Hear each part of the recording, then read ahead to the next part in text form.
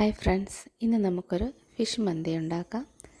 അത് ഒരു സാൽമണാണ്, white salmon, Indian white salmon എന്നാണ് ഇതിനെ പറയപ്പെടുന്നത്. ഇത് വെച്ചിട്ടാണ് നമ്മളിന്ന് ഒരു മന്തി ഉണ്ടാക്കാൻ പോകുന്നത്. അപ്പോൾ അതാദ്യം നമുക്ക് പീസായിട്ട് കട്ട് ചെയ്യാം.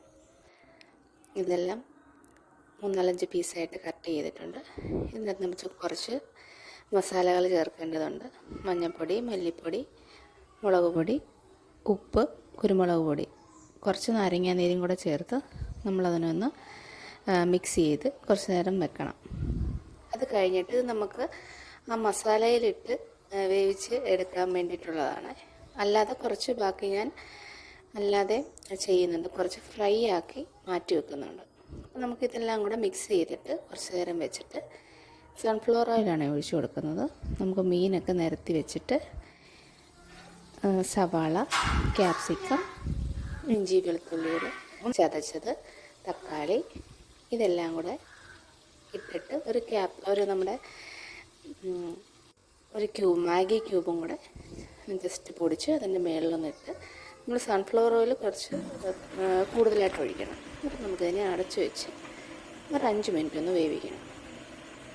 അതിനുശേഷം ഒരു 5 മിനിറ്റ് ഒന്ന് വെന്ത് കഴിയുമ്പോൾ നമുക്കിത് ജസ്റ്റ് ഒന്ന് തിരിച്ചിടാം. ഞാനിത് തിരിച്ചിട്ടതിൻ്റെ വീഡിയോ ആണിത്. തിരിച്ചിട്ട് കഴിഞ്ഞിട്ട് നമുക്ക് ഈ ഓരോ പീസും നമുക്ക് വേറെ മാറ്റി വെക്കണം. കാരണം അത് അല്ലെങ്കിൽ വെന്തുടഞ്ഞു പോകും. അതിന് വേണ്ടിയിട്ടാണ് നമ്മൾ വേറെ ഒരു പ്ലേറ്റിലോട്ട് മാറ്റുന്നത്. അതിനുശേഷം നമുക്ക് ഈ മസാല തന്നെ ഒന്നുകൂടെ നമുക്ക് എരിയും ഉപ്പും ഒക്കെ നോക്കിയിട്ട് ആവശ്യത്തിന് ഞാൻ കുറച്ച് കുരുമുളക് പൊടി കൂടെ ചേർക്കുന്നുണ്ട്. അത് കഴിഞ്ഞിട്ട് അതെല്ലാം കൂടെ വീണ്ടും ഒരു 5 മിനിറ്റ് ജസ്റ്റ് ഒന്ന് വഴറ്റി അതൊന്ന് ഉടയ്ക്കണം. അത് കഴിഞ്ഞിട്ട് ഞാനിവിടെ ഒരു 4 ഗ്ലാസ് അരിയാണ് എടുത്തേക്കുന്നത്. അപ്പോൾ 1 ഗ്ലാസ് അരിക്ക് 1.5 ഗ്ലാസ് എന്ന അളവിലുള്ള വെള്ളമാണ് ഒഴിക്കേണ്ടത്. അപ്പോൾ ഞാനിവിടെ 6 ഗ്ലാസ് വെള്ളം ഒഴിച്ചിട്ടുണ്ട്. എന്നിട്ട് നമ്മൾ ഉപ്പൊക്കെ നോക്കിയിട്ട് ഇത് അരമണിക്കൂർ കുതിർത്ത ബസ്മതി റൈസാണ്. നമുക്കിതും കൂടെ അതിൻ്റെ കൂടെ ആഡ് ചെയ്ത് കൊടുക്കും. അപ്പോൾ നമുക്ക് പതുക്കെ ഈ റൈസും കൂടെ ഇട്ട് ജസ്റ്റ് ഉപ്പൊക്കെ നോക്കിയിട്ട് വേണം നമ്മൾ റൈസ് ഇടാൻ വേണ്ടിയിട്ട്. അത് കഴിഞ്ഞിട്ട് ലാസ്റ്റ് കുറച്ച് ക്യാപ്സിക്കവും ഇച്ചിരി മല്ലിയിലയും കൂടെ ആഡ് ചെയ്തിട്ടുണ്ട്. എന്നിട്ട് നമുക്കിതിനെ അടച്ചു വെച്ച് 10 മിനിറ്റ് വേവിക്കണം. ഇടയ്ക്ക് ഇളക്കി കൊടുക്കണം. ഇളക്കി ജസ്റ്റ് ഒന്ന് മിക്സ് ചെയ്ത് കൊടുക്കണം. ഒരു 10-15 മിനിറ്റിനുള്ളിൽ നമുക്ക് അരി വെന്ത് കിട്ടും. അത് ഓരോ അരിയുടെ വേവ് അനുസരിച്ചിട്ട് അത് ശ്രദ്ധിച്ചാൽ മതി. ഞാൻ പറഞ്ഞല്ലോ നേരത്തെ, ഞാൻ വേറെ കുറച്ച് നമ്മുടെ ഈ ഫിഷ് ഫ്രൈ ആക്കി മാറ്റിയിട്ടുണ്ടായിരുന്നു. അപ്പോൾ അതാണിത്.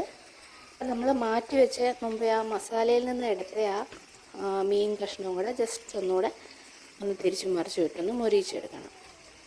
അല്ലെങ്കിൽ പെട്ടെന്ന് പൊടിഞ്ഞു പോകും.